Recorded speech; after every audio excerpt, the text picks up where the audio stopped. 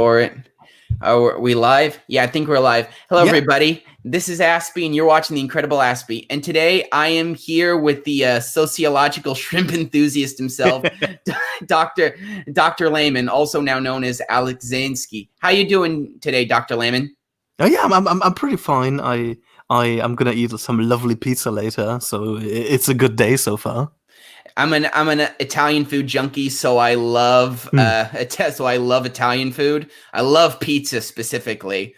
I also can recall that I actually work as a pizza delivery driver currently. Oh really? Yeah, I am. The only problem with it is that in the city where I live, it's in like literally the worst part of town. So it's the part of town where you tell the police officers about it, and then they're just like, because they know how bad it is. But anyway, let's get into it. So you've racked up quite the presence on YouTube over the years. And so what originally got you into being on YouTube? Yeah, I mean, do you want like the official story or the really awkward and embarrassing story? Whichever one works for you. Yeah, let's go. You know what? My channel's dead anyway, so let's go full embarrassing, full awkward, okay?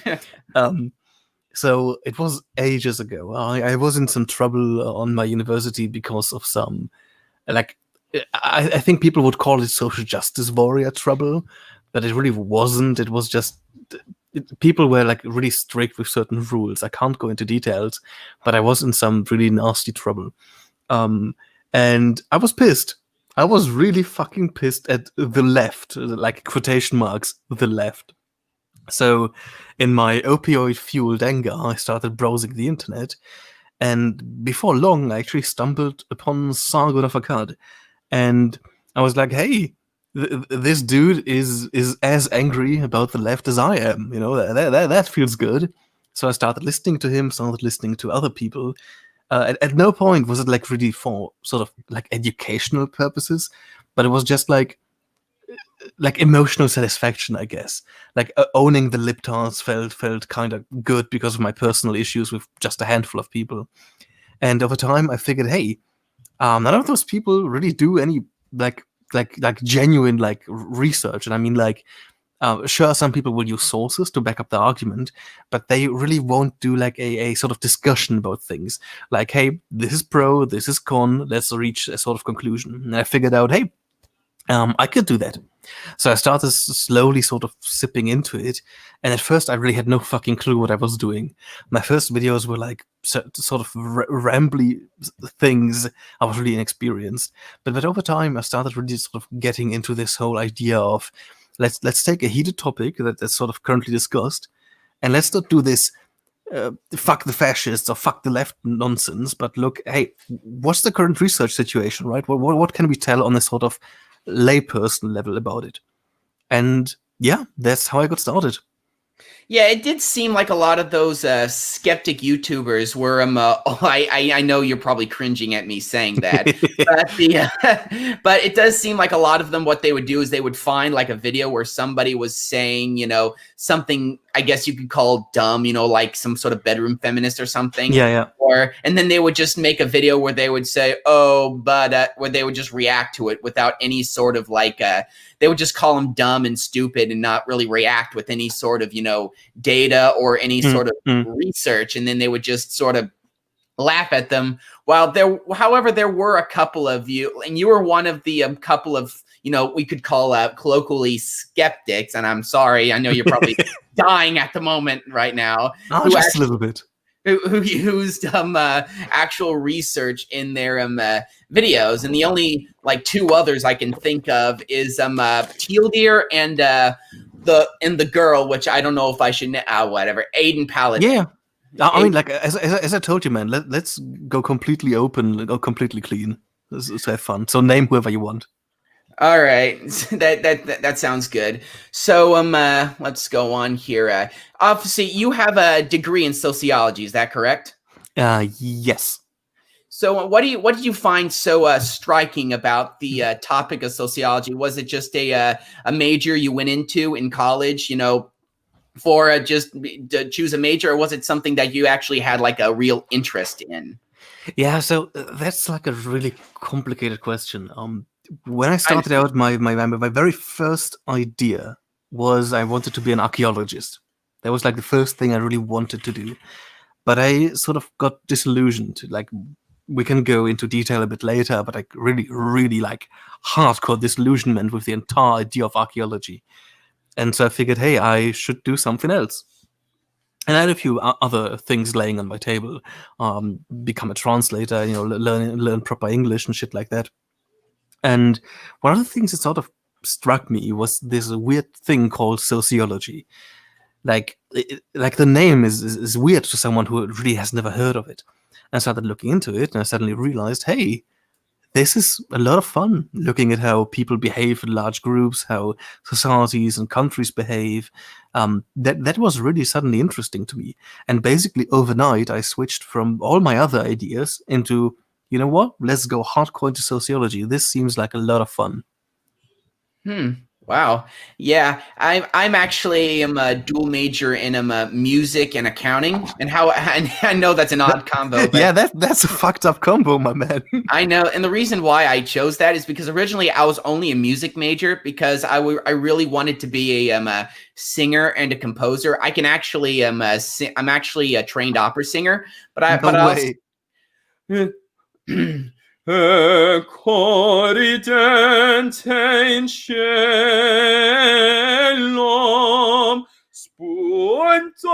Yeah, you can pretty much get the point at that. Dude.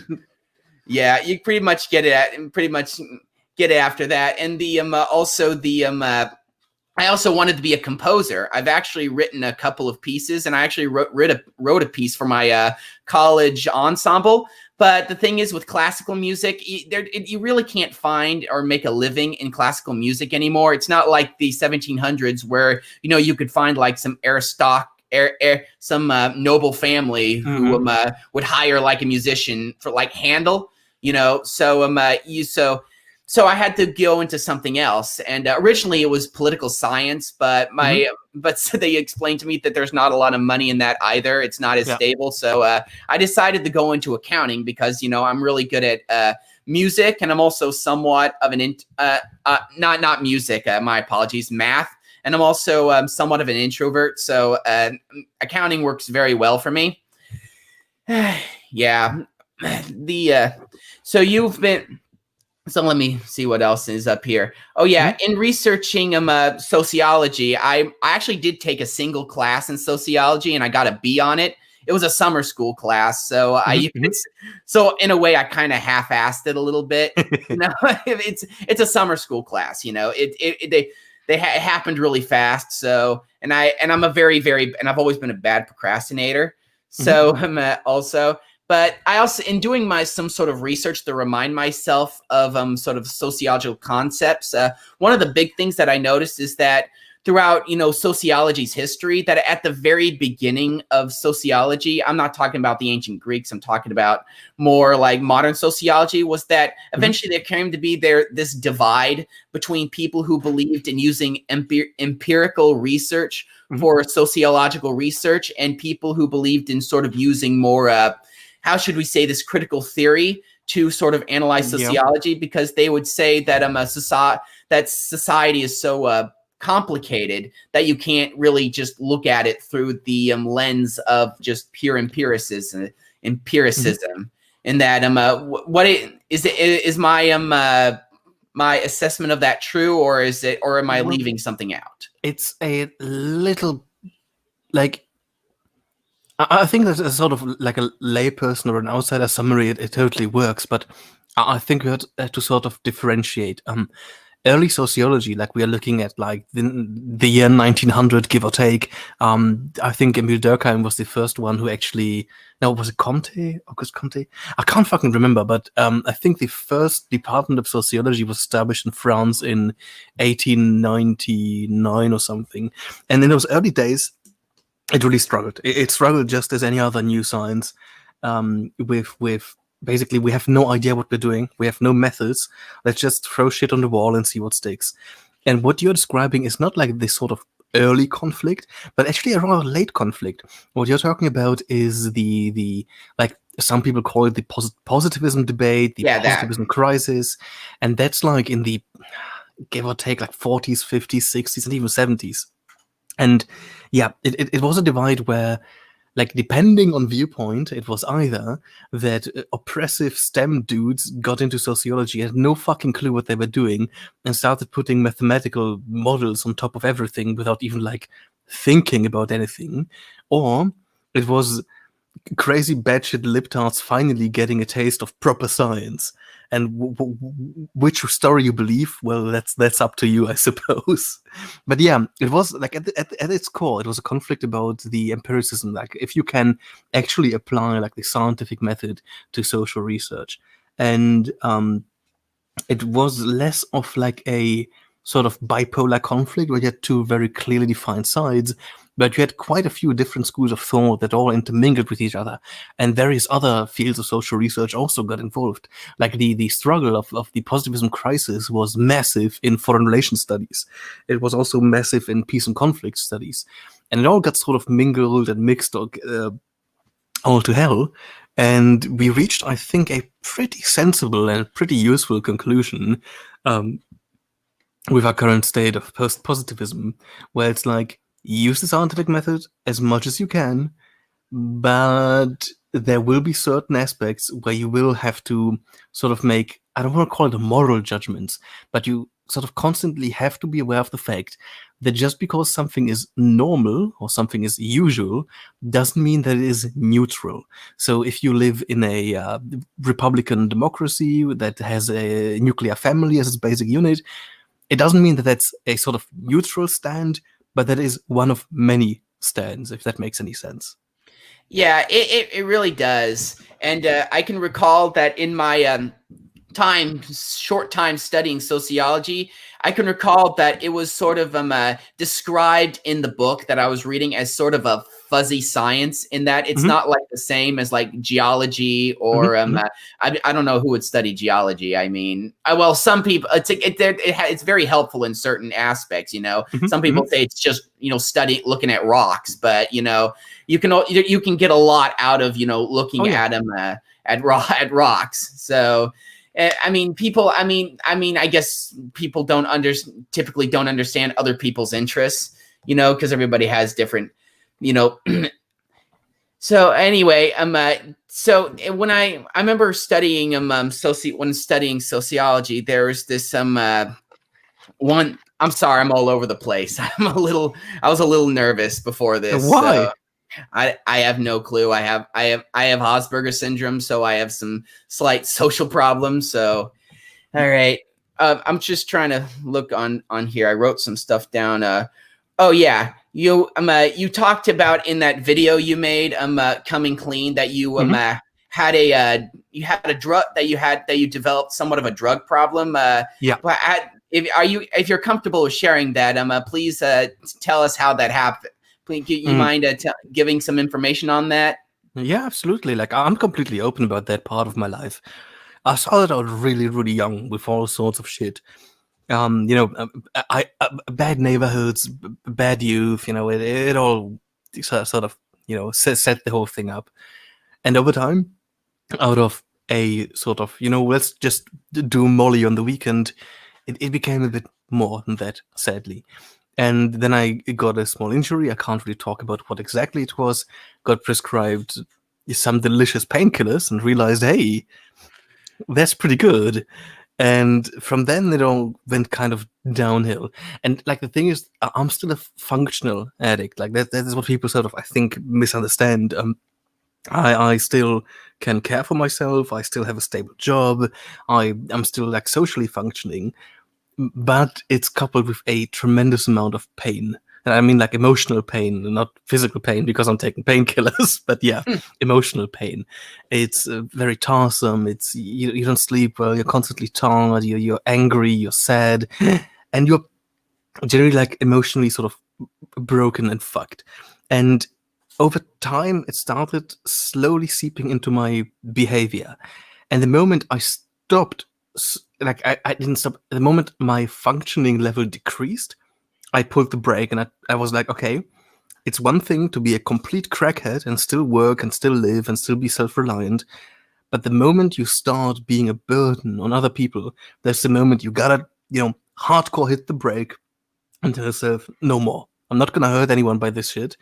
And I went into my effectively third rehab. Yeah. Yeah. So what I see. I'm my parents over there. I'm really sorry. I know I'm a loser. I'm 24 years old and still living with my parents. But dude, if I could, I would still live with my parents. It's fucking cheap and amazing. It actually, to be honest with you, it really is. I'm still in college also, and I'm going to become an accountant. So I think in their minds it's worth the investment.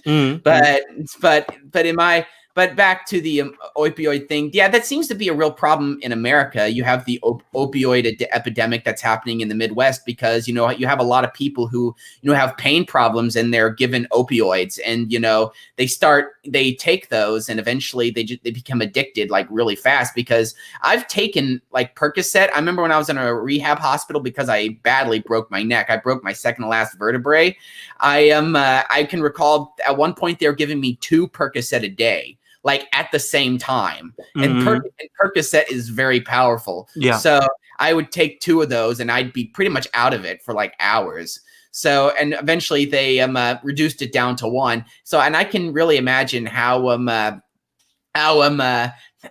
badly that would be. And from a sociological perspective, drugs can really affect a community, Oh, yeah. Like what ways do you think mass drug addiction can really affect from a sociological standpoint? Is there any research on this? Oh, dude, there's I never really delved into that, but the research of drug consumption, of drug trafficking and stuff like that is a massive part of social research. Not only in sociology, but in quite a few other fields of social research. And yeah, absolutely. The one thing that I'm sort of most interested in is the divide between acceptable drugs and non-acceptable drugs. So when you look at our sort of Western societies, you'll find that smoking and alcohol, both is totally fine, essentially. But when you look at the cost that both smoking and alcohol create for the healthcare system, Jesus fucking Christ. Obesity is a joke when compared to smoking and alcohol consumption. And that's fascinating to me. Why do we sort of accept one group of drugs and don't even call them drugs? It's like, hey, do you smoke or do you take drugs? Smoking is a drug. And that's a fascinating part of everything to me, because we sort of created a how to put this? We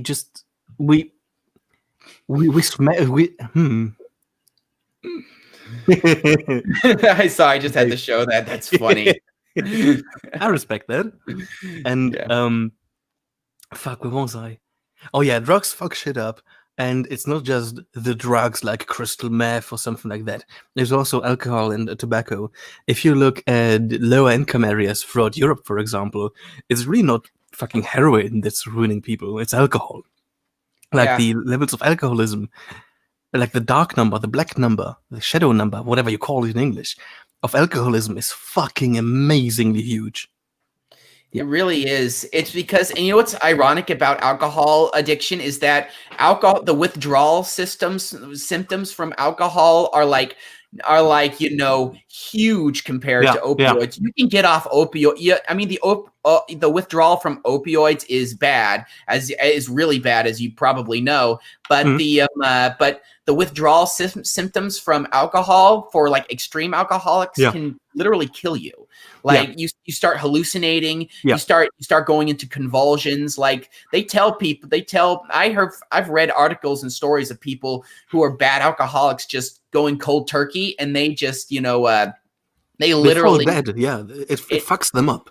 It really fucks them up, and it's absolutely just terrible to watch. But it seems sort of weird that we would have out tobacco and alcohol legal, but not weed. I mean, weed's part is slowly becoming legal across the United States. It's already legal, I believe a couple of states, and I think weed even has some medical benefits too. I mean, a couple in like certain circumstances, but you know, even my sister who has bad insomnia problems has been taking like what are they edibles like once a week in order to help her sleep.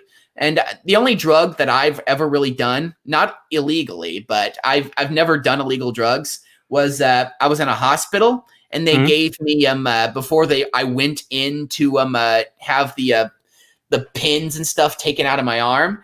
My arm was pretty screwed up. They gave me something called ketamine, which is like dude, fucking cat, holy shit. They gave me ketamine and I had no idea what it was. Holy crap. That stuff, like when they first gave it to me, I didn't even know that I was high because I still felt normal, but something was off. Like something was sort of like, okay, what's going on here? And then when they put me on the anesthesia, like the effects really kicked in. Like I can remember I felt like everything was purple and I was moving from room to room. It was the wackiest thing on planet Earth. You know something about Special K, don't you? Oh, my man. Yeah. Let's just say yeah.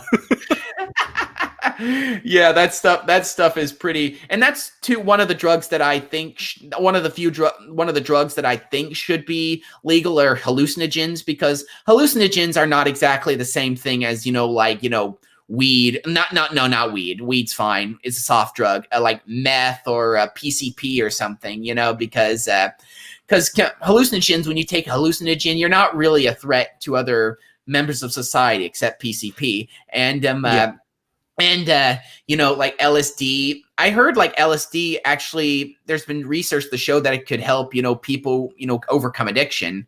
I've heard of Ibogaine, but I've never heard that LSD could be used as overcoming addiction. What do you think of that? I don't know if there's like any actual research. I would have to look into that. But I know that various hallucinogenics have been used traditionally, especially peyote, for example. Various sort of spirit quests, various sort of drug-assisted hypnosis sessions have been used traditionally to cure or at least help with addiction. And I actually have a friend that traveled to Southern America or Central America and partook in one of those weird ceremonies. And they basically locked him in a hut. And he wanted to sort of conquer his tobacco addiction. And what they started doing eventually was just smoking cigarettes, not like really many, but huffing the smoke inside the hut. And he was so unbelievably physically, emotionally, spiritually disgusted by the smell of cigarettes that he basically went cold turkey and didn't smoke cigarettes at all. Like, I think he's off cigarettes for like 5 years now. So wow, it's an anecdote, but it's an interesting anecdote.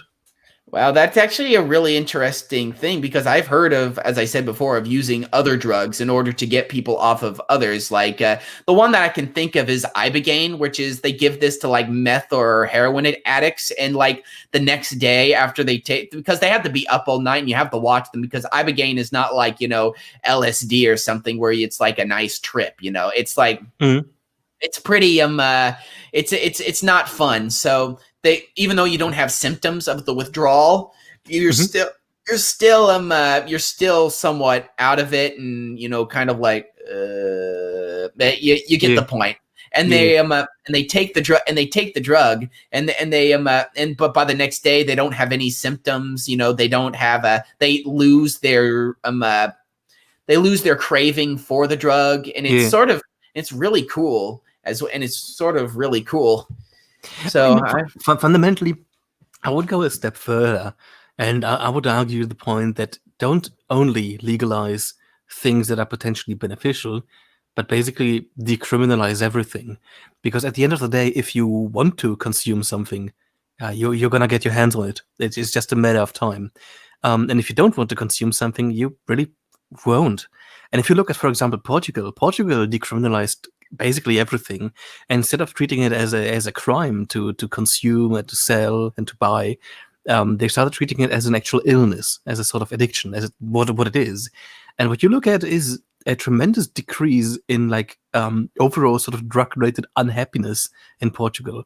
And I think we should look towards Portugal as a wonderful pilot project that actually shows that decriminalization can help reduce the number of addicts in a country. Well, here's the thing about the Portugal system. I've actually done research on the Portugal system. Oh, really? While they actually, for a economics class, I believe it was a microeconomics class, feel like a couple semesters ago, man, and I can recall that the Portugal system, what they did decriminalize everything, but trafficking is still illegal, and also, there are still consequences for you being a drug addict. Like if you like what happens is if they catch you, if you're like doing heroin or weed or something, they'll take you before like this committee, and this committee decides whether or not you lose like certain rights, like licenses and et cetera, et cetera. It's there's still somewhat of a consequence rather than just locking you up in a prison. They just make your life they make your life a living hell.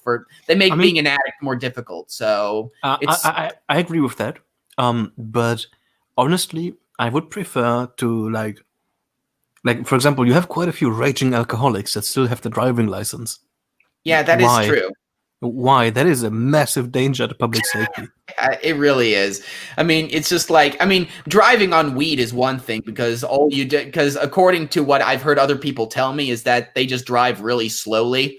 But it's not just a joke. I've heard it's actually true. Like I heard Gabriel Iglesias, a comedian, say that he accidentally ate a pot brownie, and he actually said when it hit him, it was a good thing he was in LA traffic because he drove like 8 miles per hour all the way down there. But driving on alcohol, yeah, that's not good. That I think DUIs are like one of the top reasons why people die in the United States. And I'm sure it's a pretty bad problem in like Germany and Austria too. It's not as massive a problem, but it is a problem. I mean, honestly, like, even if only one person died because of the DUI bullshit, that's one person too many. Just be responsible. Like I don't care if you fucking OD in your grandma's basement. I don't care about that. But actually being high and hopping into a car, that's unbelievably fucked up. And like morally speaking, to me, that's almost the same as opening fire with a fucking machine gun in a mall. Like that's just unbelievably, fucked up. Yeah, I'm kind of. Do you mind tweeting out the link because there's only like one person. All right, thank you. Just go to my channel, The Incredible Aspie, and you'll find the YouTube link. So So I want to jump into one more question since you said this can be completely open. There's this rumor online that you were once in pornography. Is this true? That's not a rumor. I confirmed that quite a few times. Oh, yeah, you did. I was. Was it forgive me, was it straight or gay? The answer is yes. So both. You pretty much just, jeez. Both and everything within and in between and above and beyond. But it was never professionally produced. It was always homemade. But it was also made with a monetary incentive. I see. So it wasn't like like you went to like some professional like studio or anything. It was, no. It was just a hotel room and a tripod. I see. Well, sometimes we did have a cameraman, but he was like a good friend, so I don't know if that counts.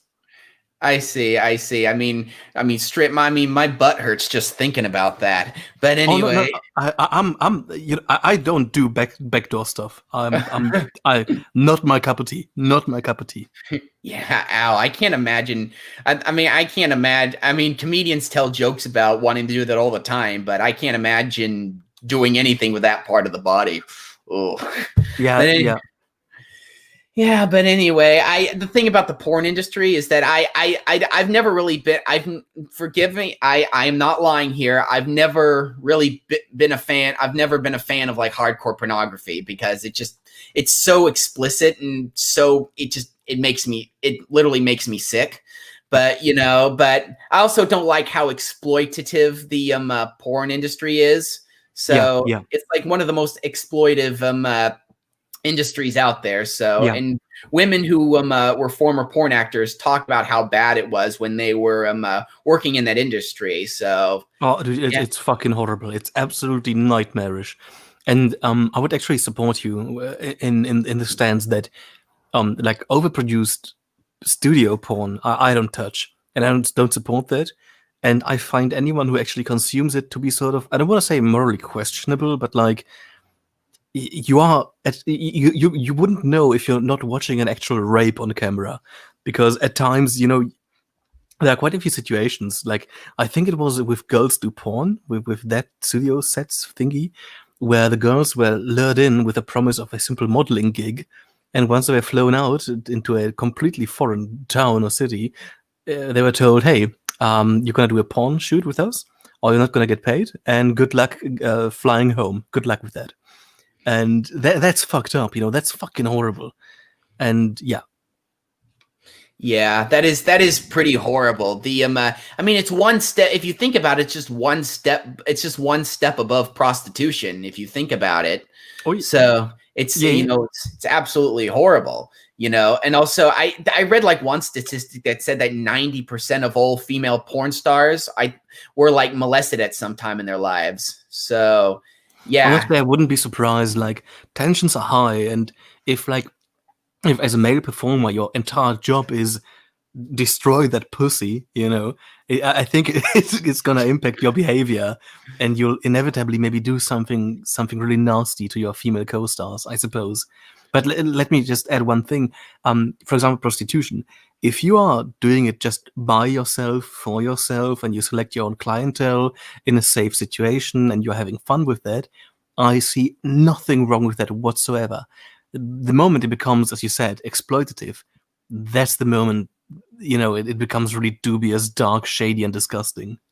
Yeah, it really does. I mean, there's one state in the United States that legalized prostitution, Nevada. Although it's starting to get banned county by county, but it's still like legal in like the southernmost part of Nevada, where Las Vegas is, of course, because it's like a really big industry for them. So I don't think they would want to completely disband it.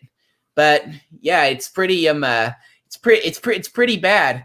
And also another big reason why they're starting to get rid of like a lot of different brothels, you could say, is because they're also linked up to a lot of drug activity, which again, I am somewhat libertarian on drugs, in that I don't really care if you do drugs or not. I'm just nervous about whether or not the social repercussions of allowing people to do like heroin, cocaine, meth would be but that's just my opinion, would be worth it, but that's just my opinion.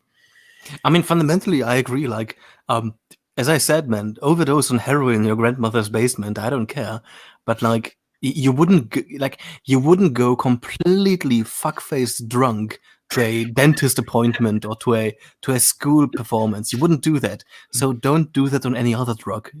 And as long as you are sort of calm and respect other people with your consumption, hey man, just go ahead. Of course. Also, let's jump into politics, because I know that that's another thing. Didn't you also have like a degree in like political science? I mean, it is a combined degree between those two things. It's a bit complicated. I just say sociology because it's easier to say.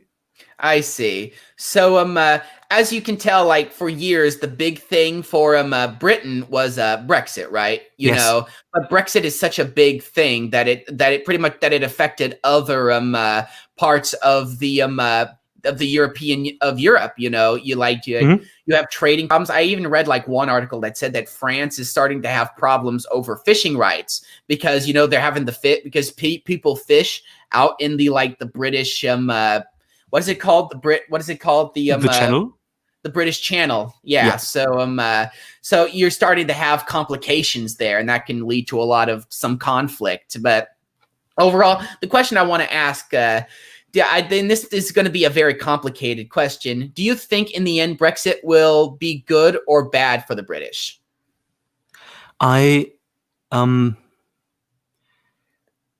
Oh man, I would. Oh, that's such a fucking ginormous question. I know Let me preface it with, I don't think that there are sort of inherently good and inherently bad decisions in politics. It's just better and worse decisions. Of course, like deciding to genocide all the Jews, that's probably a bad decision, maybe. But Probably. no, please, I internet, don't fuck me. That was just a joke. I'm just I just know, kidding.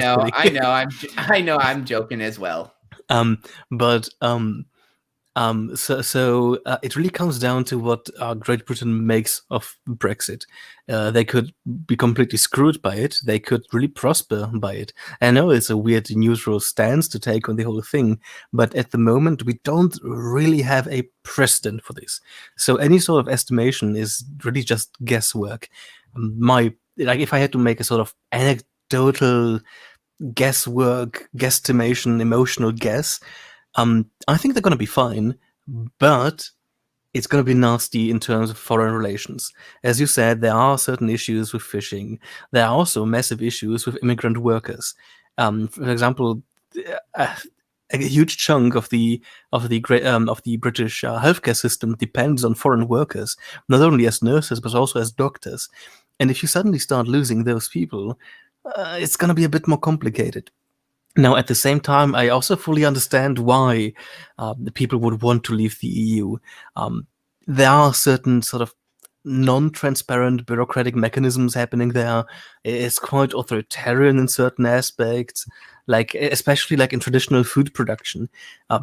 The EU has banned so many traditional food products and food packagings all over Europe that, if you value your sort of country's traditions, of course you're going to be pissed about the EU.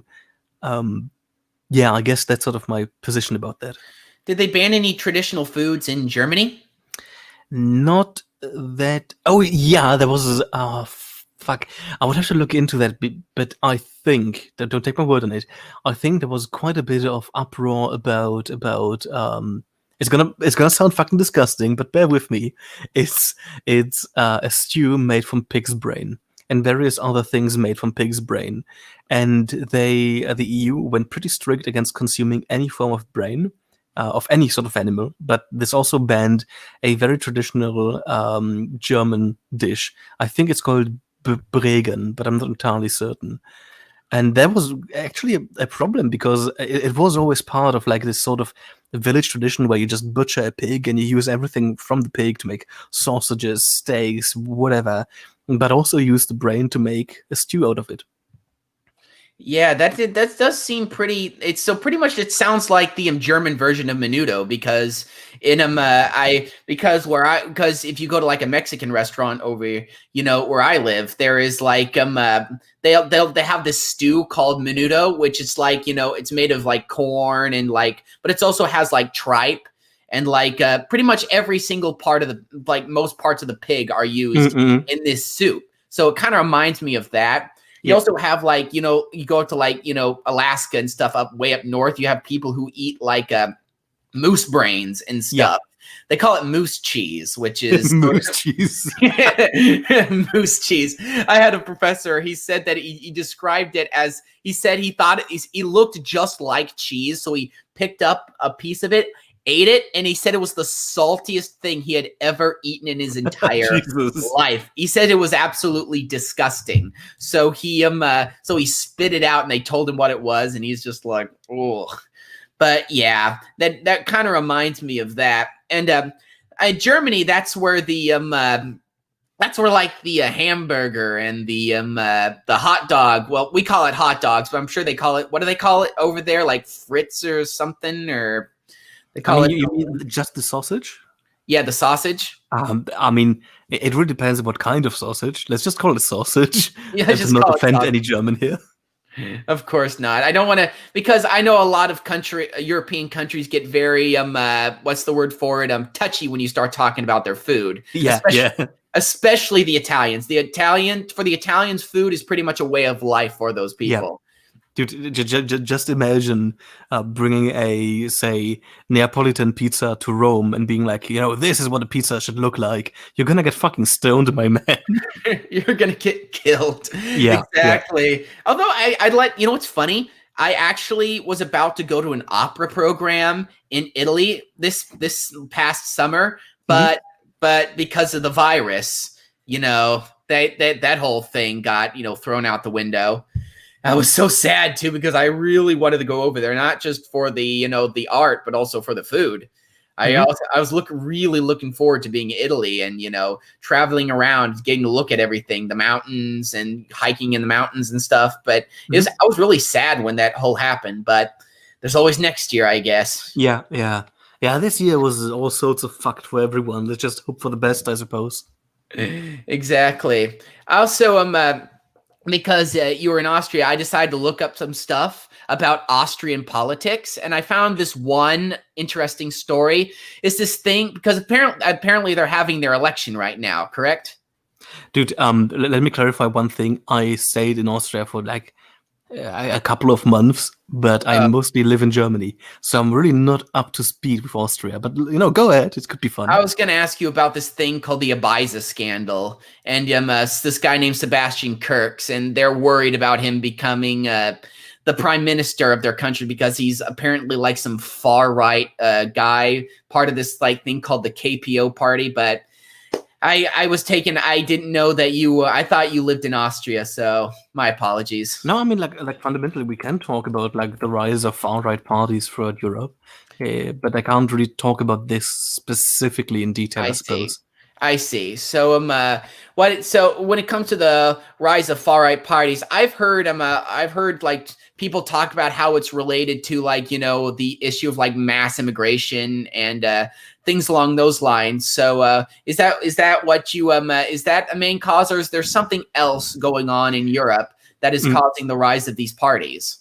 So it's again, as with all things, a little bit complicated. At the end of the day, the recent surge of far right parties, the catalyst definitely was the quote unquote refugee crisis of the year 2015 and 16. That was like the big kickoff. There was the birth of the AfD, the German far right party, for example, but it was also the sort of turning point for Hungary, where they went really really dark right wing, and yeah, it definitely is a catalyst.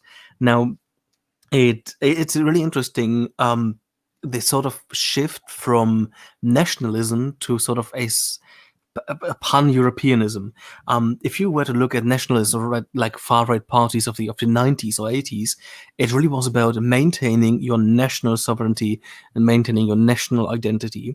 And so, for example, you had quite a few conflicts between Germany and Poland or Germany and France at this sort of nationalist level, which really doesn't make much sense because culturally it's so similar. It's so unbelievably similar. Sure, people speak a different language, but at the end of the day, you're gonna have like like it's almost identical whether you live in Germany or in Poland or in France, and the shift slowly happened to be more like, hey, it's not about keep Germany German, but more about keep Europe European, and that shift happened like in the early 2000s, slowly, but the real kickoff was the refugee situation, the refugee crisis, that sort of kickstarted and really made it mainstream.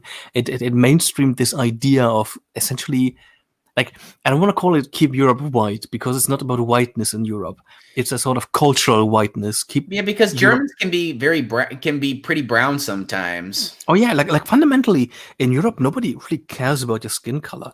Like, it's actually really interesting that I mean, sure, France and Spain that have a massive colonial history, there are prejudices against black people. But for example, in Germany, you're not going to face really all that much like negative the repercussions for being black. Sure, there are cases, don't want to downplay it. Sure, there's still systemic racism, yeah. But compared to the United States, it's really, really fucking chill. Now, if you say that, hey, I may look German, or rather European-ish, like a Greek maybe, but I am an Arab and I'm a Muslim, that's when the problems start. Because you're suddenly not part of this sort of European colonial whatever identity. And as a Muslim, as a sort of, it's often called a Nafri. That's a bit of a derogatory term. It means North African. So that's like Algeria, Tunisia, Egypt, whatever. And if you come from those countries, you're gonna face persecution, even though you may look passable for a European. I see. Do you think also that this whole coronavirus thing will affect the far right sort of reach in in these European countries, or do you think it'll just be it is something completely separate in and of itself? Right, it really depends on one thing, and it's gonna sound really conspiracy-y, theorist-y, but bear with me. If it for some reason turns out that the coronavirus was a biological weapon, or it was kept as a sort of I won't call it biological weapon. Like every country on this world has walls where they keep various types of really deadly diseases. But nobody really talks about that. Everyone kind of wants to forget the outbreak of the Spanish flu in Russia that happened twice. Everyone wants to forget the outbreak of the bubonic plague that happened worldwide quite a few times because it escaped from a lab. And if it happens that it was one of those things, and the entire global elites decided to just be quiet about it and pretend that it's a natural occurrence, we gotta keep together, that's gonna boost populist parties to an unbelievable degree. And since the populist parties at the moment are mostly right-wing, it's gonna be a massive boost for the right-wing. But if Corona turns out to just be a natural occurrence, I don't really think it'll impact all that much. Honestly, I think, if anything, it could weaken most right-wing parties because people suddenly are not preoccupied with Mohammed coming to your country and taking your job, but also not working for some reason. And suddenly they are preoccupied with a global pandemic that actually impacts them in their private life. People are losing their jobs. They don't really have time to complain about foreign migrants anymore. I see. So yeah, and also a lot of the it can seem that that a lot when it comes to like political issues like those, like they've become like very, very like, oh, there's so many things that go into it that it's, very complicated, and you can't really just put it down to one issue. And the one issue that is happening in America right now is the issue with the police, because you had all these like giant controversies, like the George Floyd stuff and the what was the other guy, that Jacob Blake guy?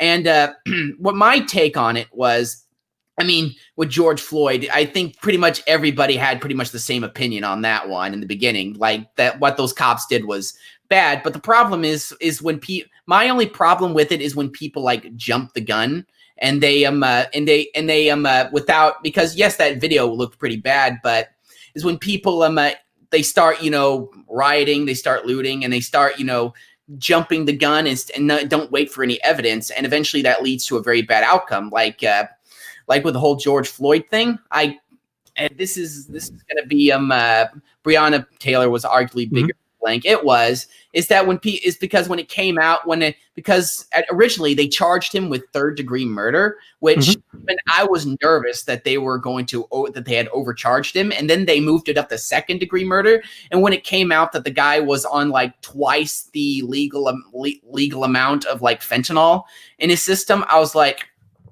you're gonna let him, they're gonna let him walk. They're maybe not walk, because they also charge him with like manslaughter. But my thing is that is that when people, overreact like this, they end up overcharging the person, and the person gets to walk because, it may be like negligible homicide. Of course, it's what the police should be fired and even thrown in jail for what they did. But when you overcharge somebody like that, it ends up just being more problematic than, helpful. What do you say? Yeah, I would absolutely agree with that. But one of the central problems is that at the moment, our legal systems are so publicized, so mainstreamified, that as a judge, you're not only really, like, as fucked up as it sounds, you're not only dealing with a court case, you're also dealing with public opinion.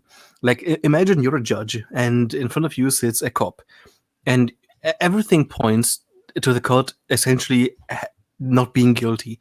Maybe give him a slap on the wrist, but that's it. But you know that if you let him walk, there are gonna be riots, people will die, and your town, your country is gonna get fucking burned to the ground. And that will inevitably impact your decision making. And that is a big problem. Now, I'm not saying that anyone involved in the George Floyd case is innocent. I'm just sort of painting a broader picture here. And overcharging is also one of those symptoms. I think that overcharging usually happens when people are so scared of the repercussions that they really immediately want to throw the public a bone. Just saying, you know what, we're taking care of this. This cop is literally worse than Hitler. and then they hope that when the court date finally arrives, that the public will be so calmed down that they can have a normal court case. But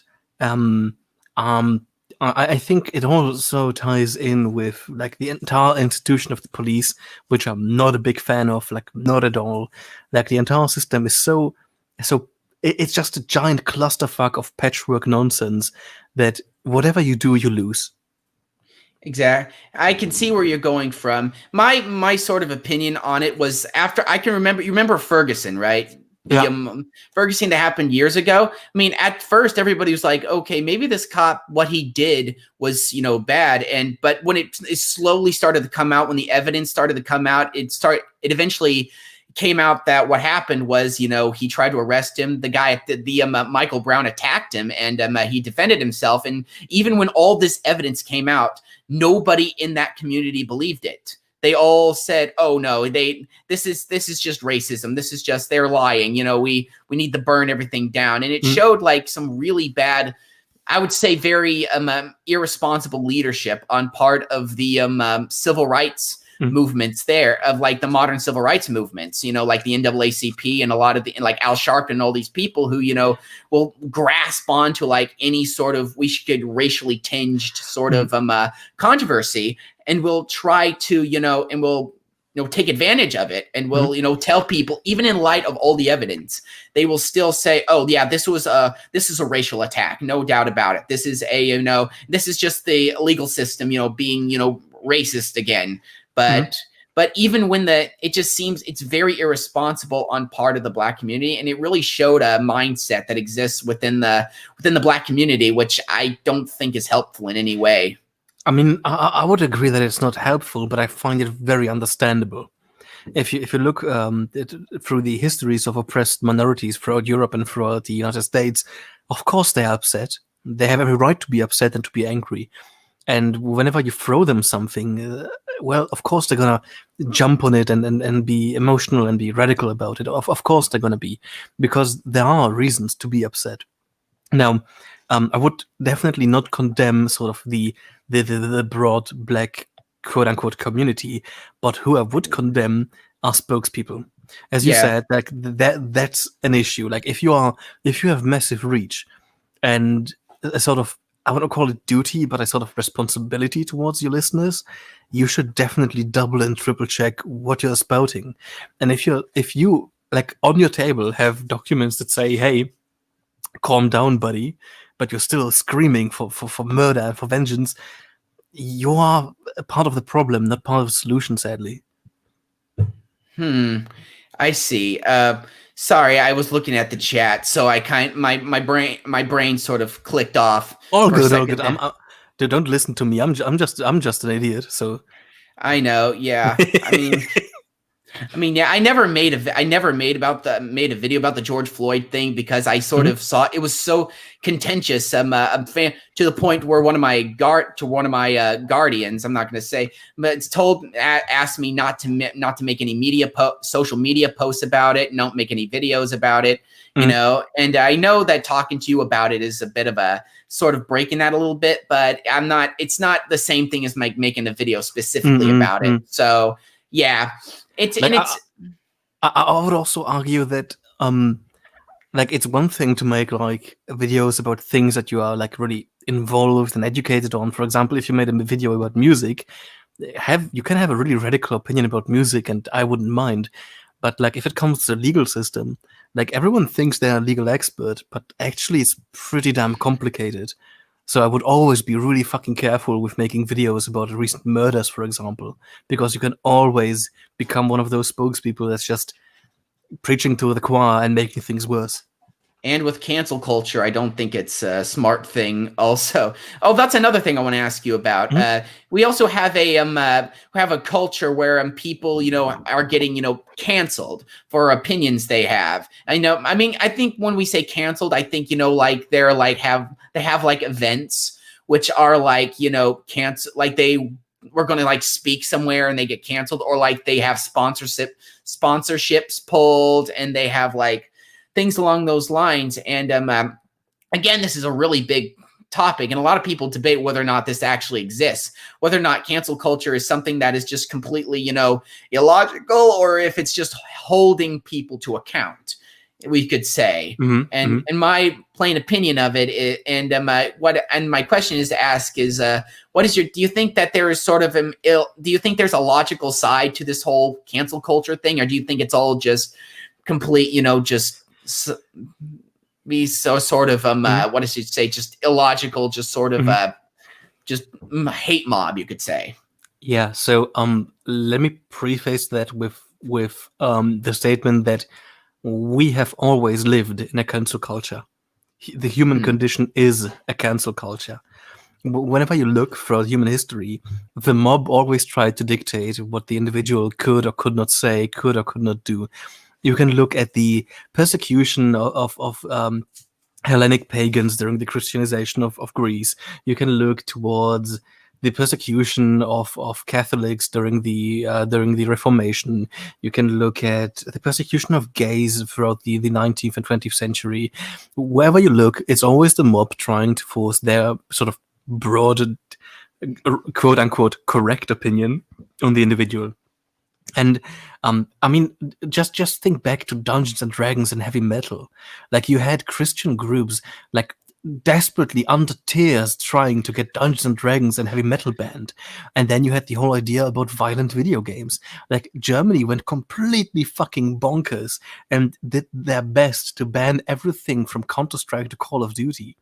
And so it has always been there. Now, is it logical?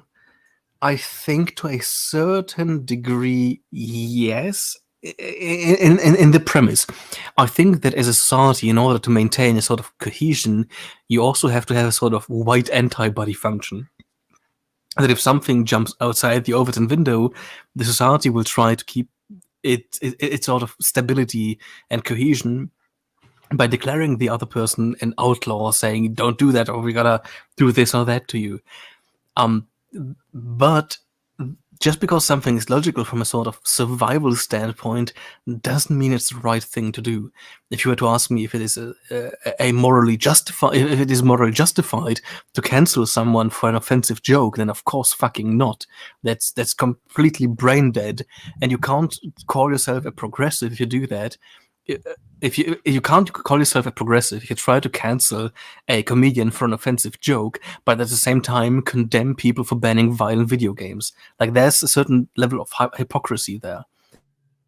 I see. That you're referring to the Satanic Scare of the 1980s, when a lot of like metal bands were like, accused of like being part of satanic cults and stuff. I've actually done research on on types of metal, and most of that was just they grabbed onto like dark concepts as like sort of a thematic sort of thing to hold on to. This sort of it was a brand essentially, but there are bands that are genuinely satanic, like Deicide and specifically the black metal bands of Norway. And I don't know if you know anything about that, but you had these like bands up in like Norway who would like burn churches and stuff. It was pretty wacky. Are you talking about Varg Vikernes? Yes, the member of Mayhem. Jesus. Fuck. Yeah, he's an idiot. Yeah, Varns is crazy. People in Norway hate got people like that, I'm pretty sure.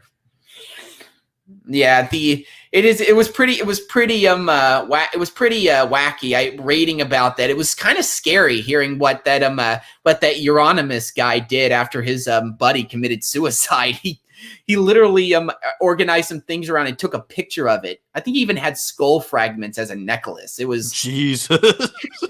That's the most metal thing I can think of. Is somebody just commented Varg. Yeah. I remember during my really early YouTube times, I got into a shit fling with someone on YouTube under one of my videos, and I started really memeing him, just trying to get a rise out of him. And one of my friends suddenly wrote me, "Dude, what the fuck are you doing with Thulian perspective?" And I'm like, "Who the fuck is Thulian perspective? Varg Vikernes, the murderer, War." And I suddenly realized that I've been trolling Varg the entire time. Well, yeah, that's pretty crazy. Wait, he would give the skull pieces to people? What the heck? Holy crap. Unbelievably based. You're just jealous. What the? He would give skull pieces to people. That's pretty. That is pretty based, you could say. Based in a very ironic sense of the word. Yeah, I can also it's pretty the most ironic part. So there's one more thing I want. There's another thing I want to talk to you about, and it's you said that after you left YouTube for the time being, you said there were only like 4 content creators which you actually watched. And I can remember that one content creator, which was really a big controversy happened around, was Kraut. I'm not going to ask you about the controversy because it's like 3 years old, and I want to remain impartial on that, because if we start talking about that, that is a rabbit hole which I do not want to dig into. But I think Kraut's story is the most interesting. Because even after all that stuff happened, his channel's doing better than ever. In fact, he completely rebranded himself. He even got rid of the original avatar, and he's now making videos of these gigantic videos about like the history of different countries, and they're really good, actually. I really like them. So he's I don't want to go into the content, because like the moment you set out with a sort of educational goal, I become very, very nitpicky. And I don't think his content is fantastic, especially his Japan videos were sort of shoddy. But let me say one thing: Kraut didn't deserve any of the shit that he got. Like, sure, he, like, as you said, let's not get into the entire thing, but like, I'm to this day just baffled about how nasty shit got, and like. I'm looking for the right words here. It's YouTube, right? We're making fucking videos. You don't have to dig up someone's past and call their parents about their parents' suicides and whatnot. Just maybe chill. Maybe let people do silly videos on YouTube. That was incredibly nasty. It was, and because let's face it, we're people on the internet. And when you're a person on the internet, your opinion really does not matter. My opinion doesn't matter. Other people's. Yep, mine doesn't, yours doesn't. Pretty much nobody's opinion really matters in the long scheme of things. The world's still going to keep turning. Nothing's going to change, and people get so upset about certain things, and it's just it never made sense to me. That's why I never really got involved with drama and all that stuff, because it just seemed like it was just sort of just not really worth it. It just seemed more mean. It didn't seem productive in any way, shape, or form. And it was just not fun at all. You have different YouTubes on it. You have even YouTube channels which specifically focus their channels around that, like Kavos and certain YouTubers who just make YouTube videos exposing other YouTube videos. And it just seemed, and I don't think that's really, helpful especially on this platform, to just be hating on other people all the time. I mean, it may be entertaining. It gives people clicks, so I can understand why people do it. But I would never, I would try to never participate in any of this.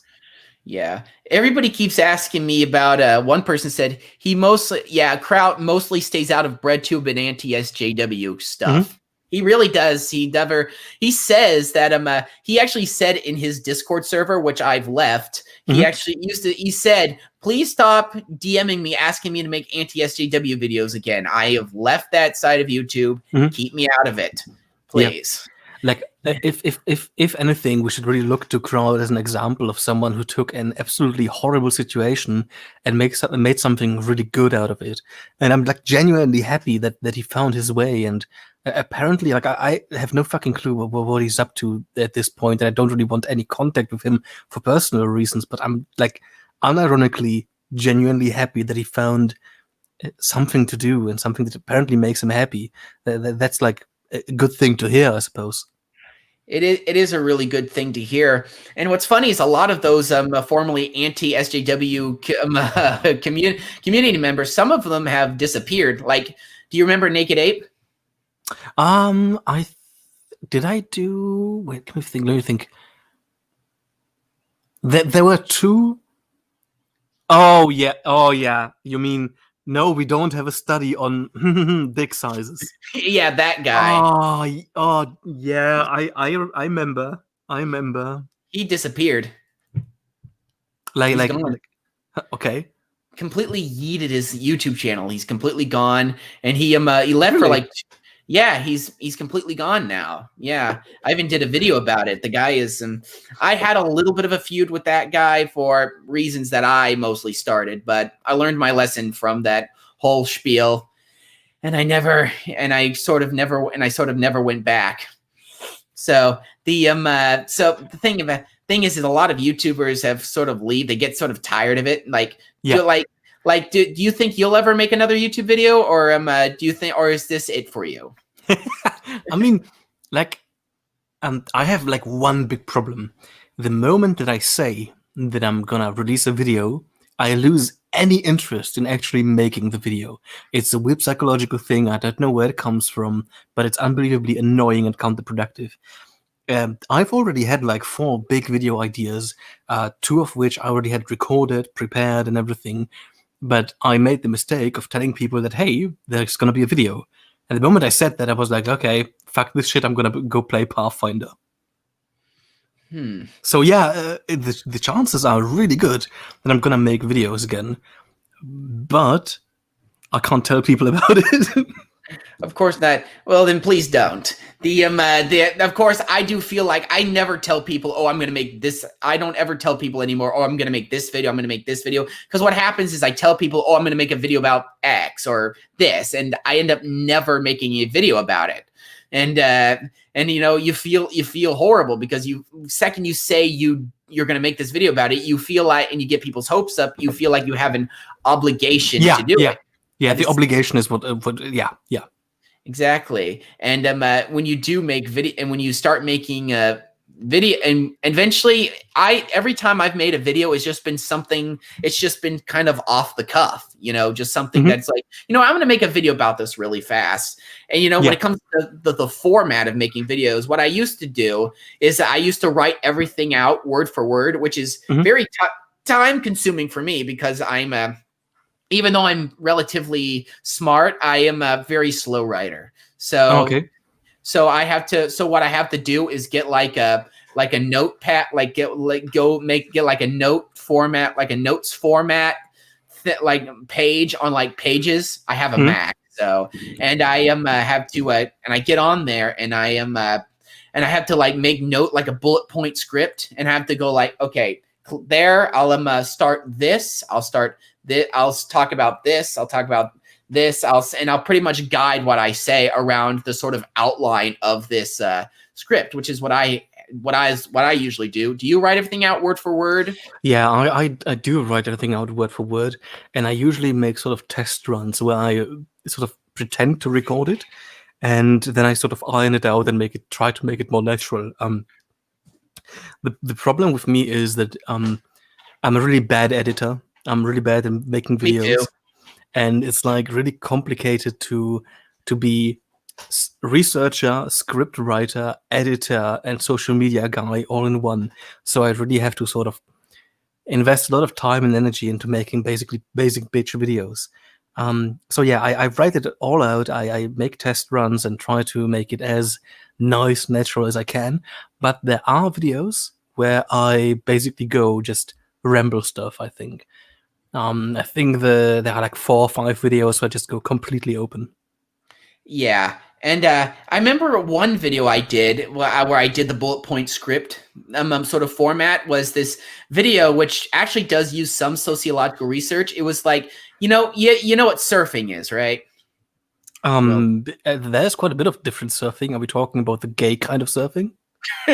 No, we're talking about like the ocean. Oh, surfing. the actual sport. Yeah. Okay. Yeah, I'm sorry. Yeah, okay. I did a video about it. It was 19 minutes long, and it was a video about localism, which is about like, you know, how you have like certain spots around where people will well, if you try to surf on that spot, they'll like yell at you, attack you, and pretty much just. And I made an entire video about that, you know, because there's this one spot in California called Lunada Bay, which is this like people there. If you try to surf on that spot, they'll yell at you, they'll throw stuff at you, they'll attack you. Like literally, they'll throw dirt clods at you. It's bad.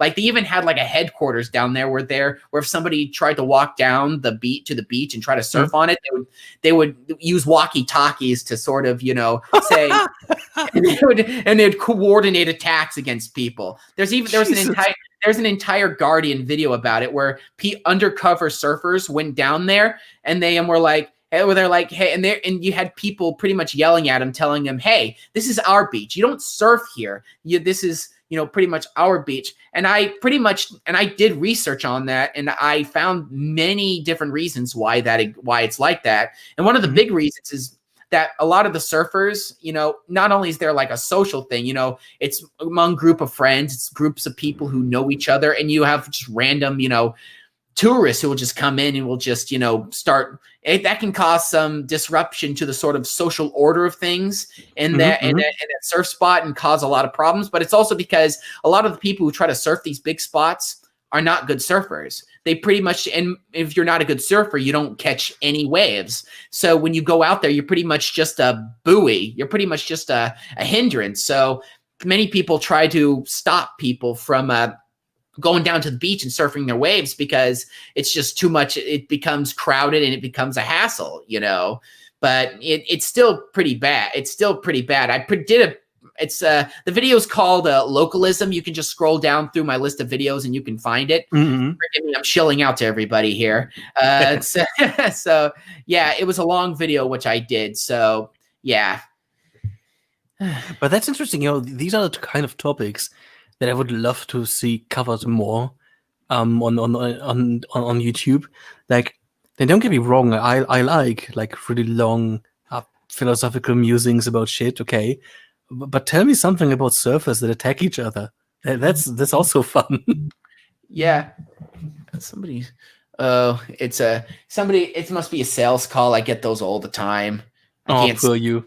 I get all the time. Somebody, just some random phone number will just pop up on my phone, and I'll be like, I don't know this phone number, and if you dare answer it, you're gonna get about 10 other calls. So, so you just gotta learn to. My mother told me, just if you see a phone number which you don't recognize, don't answer it, and if they leave, and just see if they leave you a voicemail, you can then answer it back. But back onto the topic of I would also like to see more videos like that too, where people like delve into back their arguments up with research and things and like actual information. I can remember a video you did on Paul Joseph Watson a long time ago, and you pretty much got onto him for not using good information in his in his videos. I mean, he wouldn't even list them down below his video. I mean, he would show the titles of articles, but he would never actually And most of those articles were newspaper articles. And don't get me wrong, it's better than nothing, but if you claim to be an educator, right? If you claim, and don't I know that there are people who are gonna say, "Oh, he's not an educator; he's just giving his opinion." To those people, I can just say, "Fuck off," right? Just exactly. Fuck off. But if you make this attempt at educating people, at propagating certain ideas, you have to uphold a certain standard, and he definitely failed miserably, absolutely miserably at that.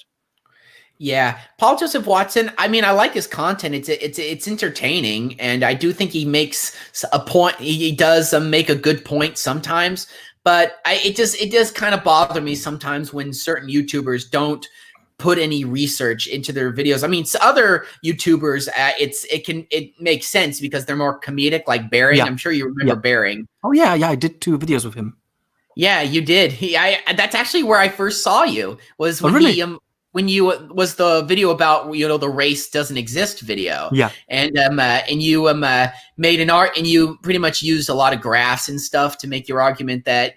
And also, because your channel is the reason why I know about Aiden Paladin. So so you featured a lot of different So yeah, that's where I saw you. And for Bearing, he's a comedic channel. So when he doesn't use a lot of information, when he just goes, ha ha, look at this person, I can more or less go, yeah, it's a little bit more acceptable with him because he's not claiming to be an educator. He's not claiming to be like an intellectual. He's just, as he describes it, a see you next Tuesday on the internet. So, you wouldn't go after a cooking channel for not knowing something about politics. So why should you go after a comedian for not knowing something about science, right? Just it's all about the context, about what you try to peddle, what you try to market. And I wouldn't only say it's more acceptable. I would say it's almost entirely acceptable for someone like Bearing to just shit out comedy, to just be as he put it, a cunt on the internet. Because would you expect someone like Filthy Frank to back up his comedy with fucking stats? Like, come on. Like, no. I learned a couple of Japanese words from Filthy Frank, actually. Ketsu watabaru means I eat ass. Manko. Well, actually, I didn't learn that from him. Oishi manko. Yeah. Nakadashi. Yeah. I think it was that pushi wo kudasai, which means give me your pussy. Pussy. yeah. Oh, dude, I miss Frank. I genuinely miss Frank. He's now a musician now. Yeah. I mean, the music isn't horrible. It's just really mediocre, I suppose. Yeah, he was better at comedy, but I think he got tired of it. So he eventually, because it was ruining his voice, and he was a big music guy, and he was also had convulsions. He had like an epilepsy type disease. Yeah. So he eventually just so he eventually had to quit. I think he just had to quit. But it was sad, but you know, the times change and just got to move on. Dude, all power to him. Like, he doesn't owe us anything. If he's happy at making music, go for it. It's just really not my cup of tea. Oh, dude, one thing that I wanted to clarify way back, like in half an hour ago, we were talking about Kraut and what the YouTubers I still watched. And just to clarify, Kraut definitely wasn't one of the YouTubers that I still sort of followed. The people that I followed were H Bomber Guy, Philosophy Tube, and one guy that I'm not gonna give out because he's a gem, a diamond, and I want, like, it's about exclusivity with him, right? You want to keep his subs below 1K because it's some of the funniest content on YouTube, and it lives from the fact that it's so niche and weird. And another creator you don't know. Yeah, so basically that was like the people that I still followed. H-Bomber Guy I sort of dropped eventually because I just got bored. But Ollie hurts me, like Philosophy Tube. Like, emotionally it hurts me because he makes good arguments, he's well sourced. It's really interesting to have like this insight from a philosopher on various things. But then all of his theatrics make it like I cannot watch Philosophy Tube anymore. As an audiobook, it's really good. You can listen to the audio and really take something with you. But the moment you start watching it and you see this sort of theatrical self-infatuation, it's really a shame.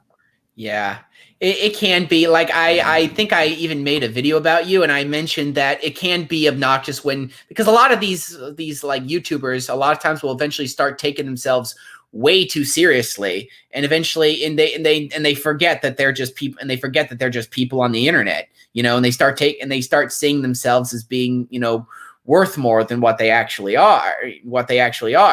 And we actually have a question up here. Dr. Layman, do you like the book club?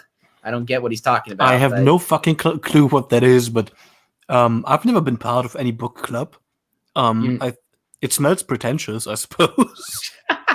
Exactly. So I'm sure here's the thing. I've noticed one big giant trend in the culture is that whenever there's like a gigantic historical event, people are now just going to meme it to death. Like, I can I remember when they found the black hole. When they found the picture of the first black hole ever in human history, I was thinking to myself, okay, how are they going to meme this? Well, they did. They turned the black hole into an anime girl. Yeah. That's something I really like about the internet: the capacity to turn basically anything into something funny, no matter how neutral or even like how sad something is, the internet's gonna fix it, and I love that. Yeah, of course. What is it? Rule 32 that 44. 44? Oh, Rule 44 that pretty much if it exists on the internet, there's going to be pornography made of it. Yeah. Like the people are sometimes upset about that they've been too late to explore the planet, too early to explore space. But I'm like, dude, we can go on the internet and see a cute kawaii version of Earth being fucked by a cute kawaii version of the coronavirus. Like, we live in the best time, my man. Exactly. We live in a great time because people are not people. You have the memes and the stuff, and society has just advanced so much. I mean, everybody says, with America right now, with the worldwide, with the coronavirus, with all the conflict that's going on right now, it looks pretty bad. But if you actually think about it, we're actually not living in a too bad of a time. No. Even like with the coronavirus, we're still pretty good, actually. Yeah. And here's the thing about the coronavirus. I mean, I do not take it seriously. I mean, of course it's a disease, but it has like a 9 point something% survival rate. I mean, when it comes to the sort of idea of how people should react to the coronavirus, it should be, wash your hands, put your mask on, and just but still be sure to go, but don't let it control your daily lives. Do what you would normally do. Just take necessary precautions as needed, because I do think that when the coronavirus first happened, a lot of people completely over I mean, it was a new pandemic, keep in mind, but I do think to a degree, some people or some politicians overreacted by their policies. What do you make? I mean, I think that you always have to look at those things in a sort of historical context. And one of these sort of historical memes about the government, like the idea of the government is that they're gonna sweep things under the rug. They're gonna pretend as if nothing happened because yada yada, something national security, something about secrecy, something about stability, yada yada.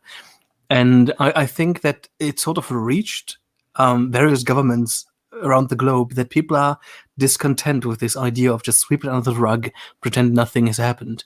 And they went completely turned around. Like, for example, let's look at the Chinese government, right?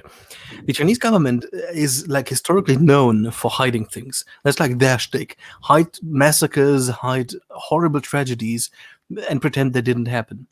Now, with the coronavirus, they tried to hide it initially, but the moment they saw, hey, we can't hide it any longer, they went into complete overkill. They locked their country down for what, at that point, people thought was just a flu, was just a sneeze. And they locked their country hardcore down. If you look at some of the videos, some of the messages from the lockdown areas, they that was a draconian, full-on hardcore quarantine that they put through the entire country. And that was never before seen. And I think it was a publicity stunt. It definitely was a publicity stunt. Yeah, exactly. And I can remember that when the president of the United States originally, banned travel from China, a lot of people were calling him, racist and stuff because he was, which I thought was absolutely stupid. He wasn't banning Chinese people. He was just banning travel from China because there was a pandemic going on there. Yeah. So and it just seems like, whatever you think of the president, I mean, my opinion of the president, the guy is, I like some of his policies. I do think the guy can be a loudmouth buffoon at times. The guy just can't keep his mouth shut, for the love of God. As an explanationist, I love Trump. He's one of the most entertaining politicians of the last 100 years. I would definitely rank him, in terms of entertainment, somewhere around, well, probably Pol Pot or Mao. He's hilariously entertaining. I remember, have you seen the conference where one of the reporters asks him about, we've heard that some of the White House staff have used racist terms to refer to the coronavirus. And Trump goes full kung flu on the reporter. Have you seen that? I think I might have seen the video, but I can't really remember what specifically video. The one video I remember is when somebody told him that why are you calling it the Chinese virus? That's racist. And he goes, no, it's not racist, but that's probably not the right video. Like, can you I can look for it, but like, he basically forces the reporter to say, well, what's it called? Well, you said the kung flu, the kung flu. So say it. Say kung flu. He goes like completely madman on him. That was hilarious. Yeah, exactly. I could, when I first heard the word kung flu, my first thought is somebody is going to make, because there's that old song from the 70s. Everybody was kung fu fighting. Yeah. And my first reaction was somebody's definitely going to make a song parody using that. Steven Crowder did it, of course. Oh, yeah. Of course. I remember I even made some lyrics on riffing on the kung fu, and the lyrics that were made up because somebody else made them up for me. I made up one half of it. I made up everybody was kung flu fighting. Achoo! It spread as fast as lightning. I wrote that part, and then somebody said, in fact, it was a little bit frightening. Achoo! How quickly folks were dying. Yeah, it was pretty bad, but oh, that's fun. I mean, you gotta take things with humor, I think there's like a big difference between just having fun with the term kung flu and just trying to make a horrible situation a bit more bearable, and actually like being racist, like trying to really nail the Chinese for something. I think there's like a big difference there. So in my book, having fun with kung flu, or even like the personified version of coronavirus, which is basically a lolly in a Chinese outfit, have fun with that. I don't mind. Don't remind me that lolly exists, please. It's the internet, my man. You gotta take it as it is. That is the whole lolly debate was probably one of the debates that made me sick, to be honest with you. But I don't want to get into any negativity right now. We're having a good time right now. So. Speaking of time, it's getting a little bit tight on my end. How long have you planned? I originally just planned an hour, but it's been an hour and 30 minutes. I was about to ask you what if you had any favorite animes, or if you even watch anime. Oh, I do watch anime, but I'm sort of I grew a little bit cynical. Like 10 years ago, I just basically consumed anything and I had fun with it. But now I'm really sort of picky about what I like. What I liked, favorite anime probably is Hellsing. Because Hellsing, it's so brain fucked. It's so dumb. It's so amazing. Do you know Hellsing? I heard the name, but I need to go look it up. The anime that I've been watching right now, and I'm trying to catch up on. I've got only like maybe 800 videos to go. Is One Piece. I'm a big One Piece fan. I find that I really tried to have fun with One Piece, but I can't see what people see in it. It's so boring, tedious, and weird. Why do you like it? Convince me. Come on. It's just it's entertaining, I guess it's sort of I like the storyline. I think the characters are funny, and they can be a little boring at times. Luffy is not exactly the sharpest tool in the shed, to be honest with you. But other than that, I really like some of the stuff on there. I also liked Goblin Slayer. That was entertaining, although the whole series was just a little bit anticlimactic. I mean, the first episode was brutal, but past episode 7, it just became boring. I also think that Goblin Slayer lost a lot of its charm. But like the manga, I remember I saw the releases of the manga essentially live, right? And you can't imagine what shock the first chapter sent through the sort of online manga community, because it was like, dude, the adventures that were set up as our main characters are getting raped on screen. Like, what the fuck is going on? And then the anime lost a lot of this sort of visceral brutality, I think.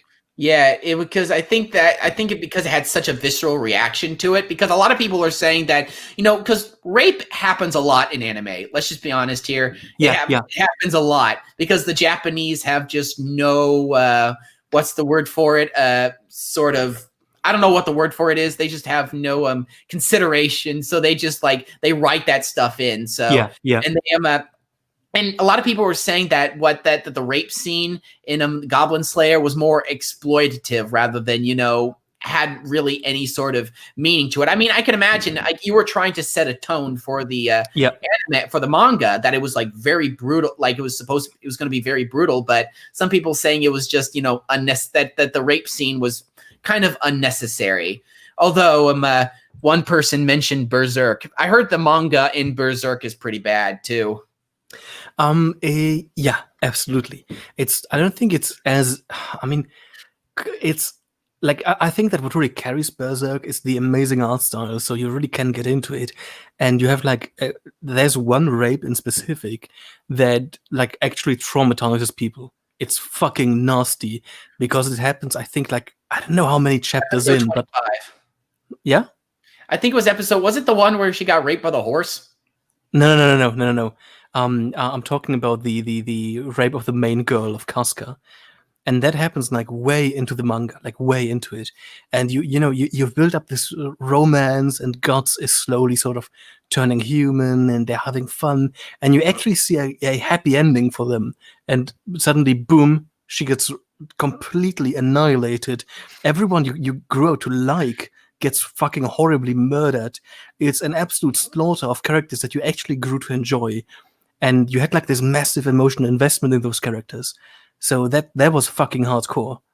Yeah, it sounds. How many episodes? I know the manga. I know not the manga, but I know that the anime only ends at like a certain point, but the manga continues on.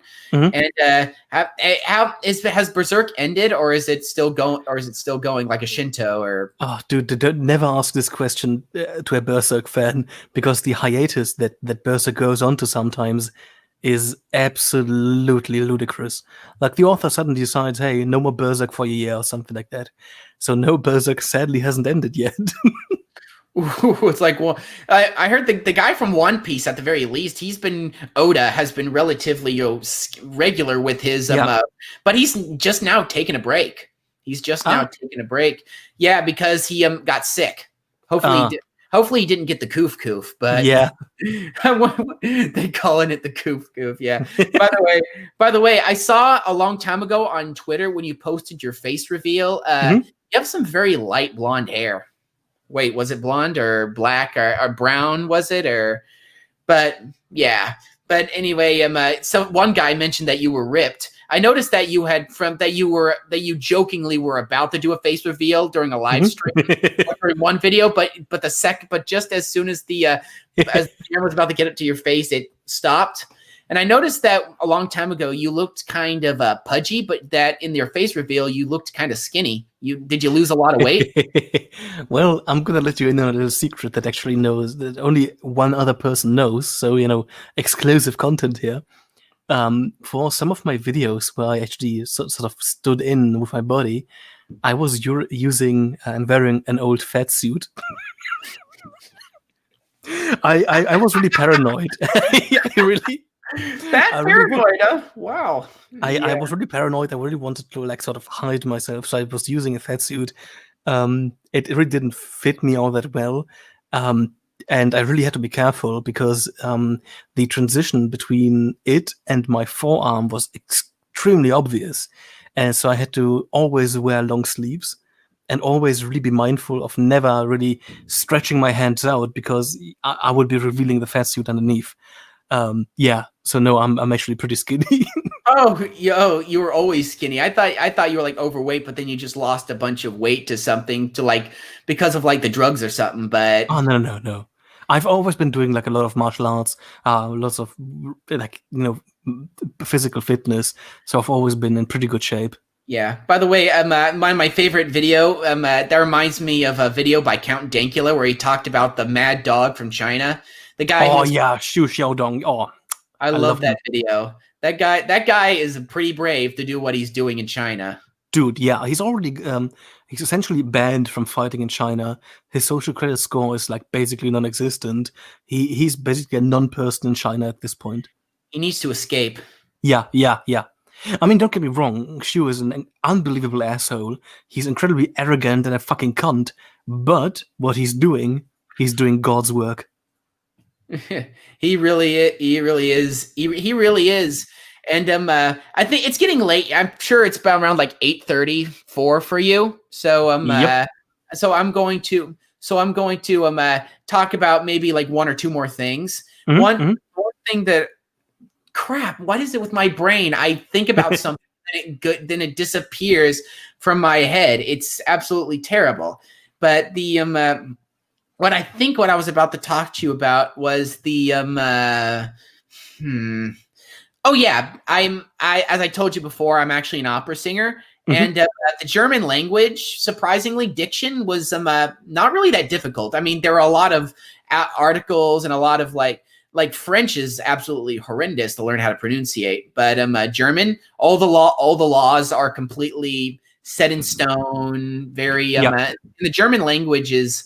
I mean, the one odd thing about the German language is about the 1,000 ways you can say the like Yeah. the amount of articles that exists within and it's such a gender what's the word for it, gender specific language. It's Yeah. very that part of it can be very complicated but German, when it comes to the sort of structure of the language, you know, and it's very specific. It is very it's very similar to English. Oh yeah. Yeah. Absolutely. Absolutely. Very similar. So yeah, I like German German's one of the languages which can actually be put into opera because it's not very difficult to set up like like Wagner and stuff. But Hmm. what is your take on like the differences between like the different languages and how they because I've asked myself this question a while ago, if a culture, if a language can develop a culture, if a culture can develop a language, or if Hmm. they just sort of develop at the same time. Is that is that a question that's ever asked? I mean, that's a fucking gigantic question. I think it's sort of above the framework of this stream here. I know. But I would make the argument that it all happens in parallel and it's far more organic and small than people realize. Languages can evolve simply, say, you have 10 villages that all have their own various dialects, but they all trade in one town. And so to communicate with one another, they sort of create a common tongue. They try Pigeon. to, yeah, essentially. And I would argue that most languages we have today essentially are pidgin. That would be my argument.